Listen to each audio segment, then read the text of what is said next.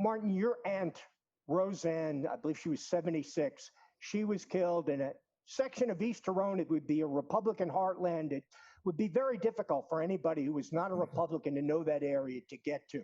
And immediately everybody said that killing is one of a string of 17 killings.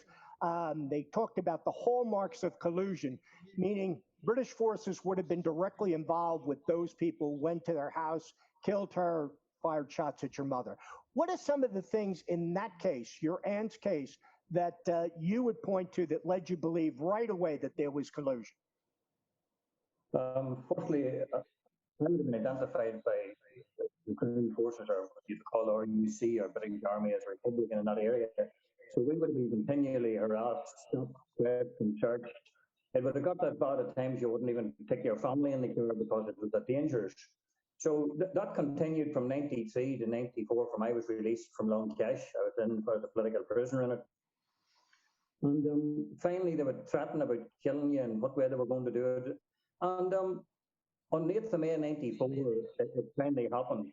Under the name of the UVF, they shot up my mother's house. My mother was 60 years of age. She was injured in the arm and the leg. Roseanne, my aunt, lived with her, and she was 76-year-old when she was shot dead. We immediately said that this was collusion, and it was portrayed as Republican propaganda. The day before the shooting, the 7th of May, 2 young boys had came across 6 armed gunmen within 600 metres of my mother's house.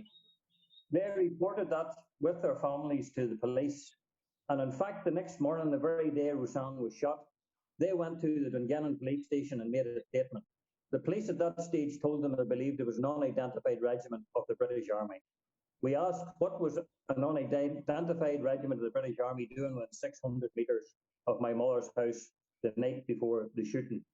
Secondly, the weapon was found, and the forensic people said that there was only one shooting on the weapon, and that was the weapon that shot Roseanne.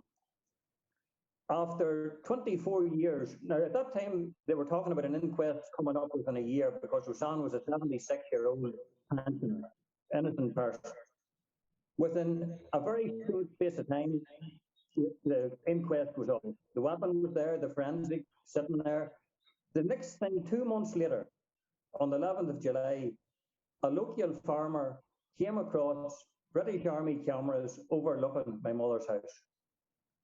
And the question we asked was these cameras monitoring my mother's house when she was injured and my aunt was shot dead?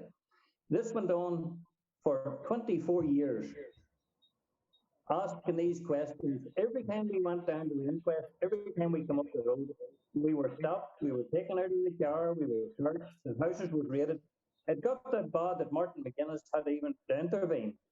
Your phone was taken, your record was taken. They were applying as much pressure as they could so you wouldn't continue with the inquest. And at that time, we had asked, wait, what was behind this? Now, what was behind this was, there is a statement from a detective chief constable who states that he gave permission to put the camera in 1 month before Roseanne was killed. So that camera was in monitoring our house, and they seen what happened. Now I have to show you this. There is another statement from a British soldier called Soldier Acts, and he states that he was a British Army presently attached in England, and at that time he was in Killymeal Barracks in Dungannon. And what he says was he was monitoring the situation that day, and when he heard the burst of gunfire, he reported it. And he was told not to intervene or arrest anybody, that the RUC would deal with it. Secondly, further down the page, he states, I was ordered to turn the camera off that night. And the reason why I was ordered to turn the camera off that night was because there was a police and armed person in the area.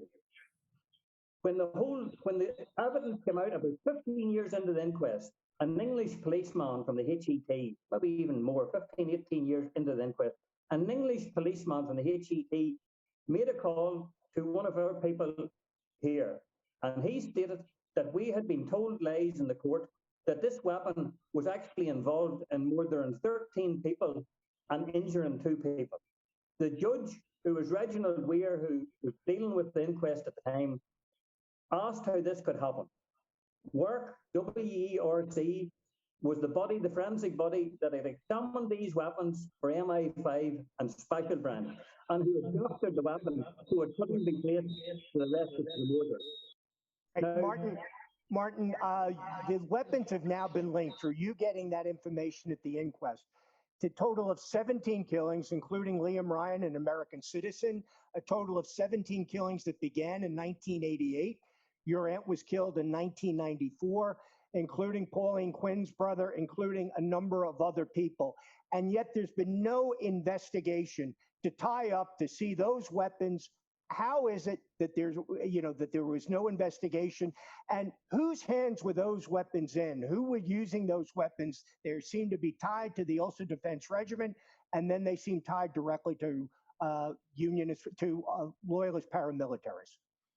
Well, firstly, the weapons was taken into the north by Brian Nelson, a British agent from South Africa, and these were the people through MI5 and Special Branch that armed their agents, like Billy Wright, who was a paid agent by Special Branch and MI5.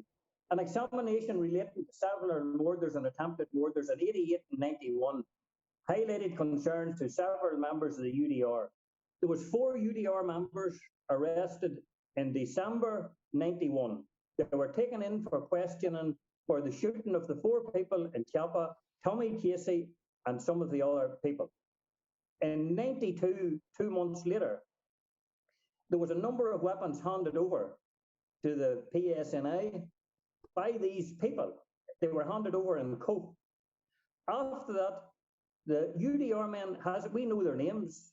The UDR men hasn't been arrested. They haven't been, taken in for questioning. They were given a free run.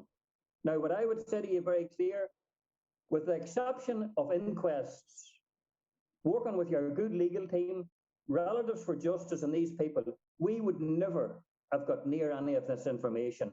It would have been covered up, and that's why we were continually harassed right through the whole period, because they didn't want us. Our legal teams here in the north has got very, very well educated in the way to approach these, with the aid of relatives for justice and the Pat Finucane Spender. Mark Thompson, Andre Murphy, Claire Riley, they guided us from day one here on what way they'll approach us to approach this case. And the legal teams would turn around and say to you, only for these people and their knowledge and the work that they've done, we would never have got near a lot of this stuff that was going on. All right, Martin, I want to thank you. We'll leave it there, and just with the idea that you were counting on, all the groups were counting on a historical investigations unit to get discovery, to try and follow that up. And now it seems with these new laws, the British want to shut down not only historical investigations that they agreed 6 years ago with the Irish government, but any kind of proceedings that could allow for the discovery, the information that you got, and that could investigate. Well, there are 17 killings, same weapons. Perhaps we could tie in and find who was responsible.